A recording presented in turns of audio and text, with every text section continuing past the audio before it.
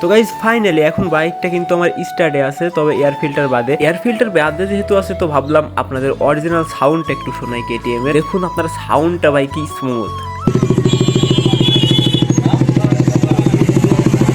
Hello WhatsApp guys, কি অবস্থা সবার? আশা করি সবাই ভালো আছেন, আল্লাহর রহমতে আপনাদের দয় আমিও ভালো আছি। তো গাইজ এইখানে কিন্তু আমার মামা ফাইনালি বাইকটা একদম ডান মানে ওকে করে ফেলছে। বাইক এক টোকায় স্টার্ট হয়েছে, তো আমি মামার সাথে হাত মেলাই নিলাম, মামা আমার সাথে হাত মেলাই নিল। আর হ্যাঁ গাইজ, আপনাদের তো বলছিলাম লাস্টের দিকে যে আমি দোকানের লোকেশনটা বইলা দিব। তো এটা হচ্ছে হিজলগাড়ি বাজার, আর এই হিজলগাড়ি বাজার থেকে বড়শোলার যে রাস্তাটা গেল 3 রাস্তার মোড় থেকে, তো এইখান থেকে মানে বড়শোলায় ঢুকতে ডান দিকেই মানে দোকানটা চোখে পড়বে। আর বড় দোকানটা হচ্ছে মানে আরেকটা দোকান আছে যেটা আগে মেইন দোকান ছিল মানে সার্ভিসিং এর, তো সেটা বাজারের ভিতরে আছে। তো আপনারা তো লোকেশনটা চিনাই গেলেন। এখন ভাই যত বড় বাইকই হোক না কেন, যে বাইকই হোক না কেন, আপনারা চাইলে এখান থেকে কাজ করাইতে পারেন। মানে আমার গাড়িটা তো দেখলেন, মানে ভাই ঢাকাতে যাওয়া মানে বুঝতে পারতেছেন, ঢাকা আর যশোর ছাড়া মানে কোনো সার্ভিসিং সেভাবে হয় না।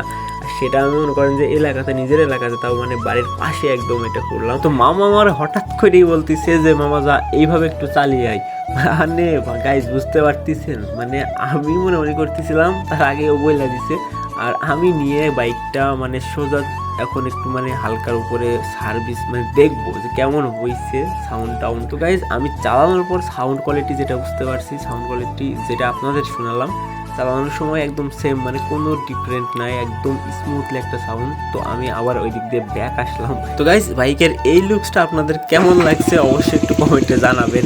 ভাই খারাপ হোক ভালো হোক সেটা কোনো বিষয় না, তো আমার কাছে কিন্তু ভালোই লাগছে। মানে যখন রাইড করতেছি অন্যরকম একটা ভাইব পাইতেছি। আমি আবারও ওইদিকে একটু চলে গেলাম, মানে বাইক থেকে আমার নামতে ইচ্ছা করতেছে না, মানে ভালোই লাগতেছে চালাইতে। তবে একটা কথা, আমি কিন্তু বাইক বেশি জোরে রাইড করতে পারবো না, কারণ ইঞ্জিনের কাজ করানো হয়েছে। এখন যদি বাইক ভাই উড়াধুরা পিক আপ মারে, তাইলে মনে করেন যে আবার আমার 40,000 ওইভাবে যাবে, এতে কোনো সন্দেহ নাই। তো যাই হোক, আর এই পাশে তো শান্ত ভাইয়ের বাইক মানে ধুইতেছে। গাইজ আমার বাইকের 3টা সার্ভিস ছিল, ফ্রি সার্ভিস, একটা 4500, একটা 6500, আর একটা হচ্ছে 12,000।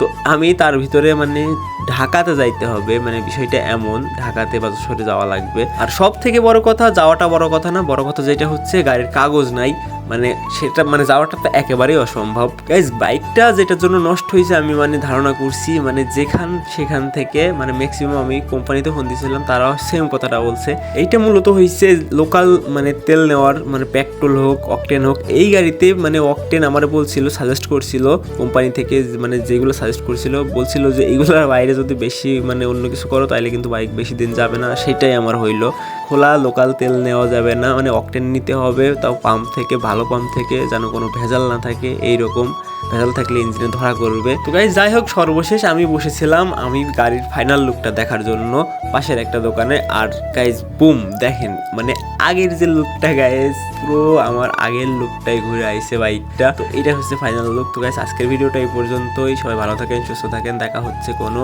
পরের ভিডিওতে।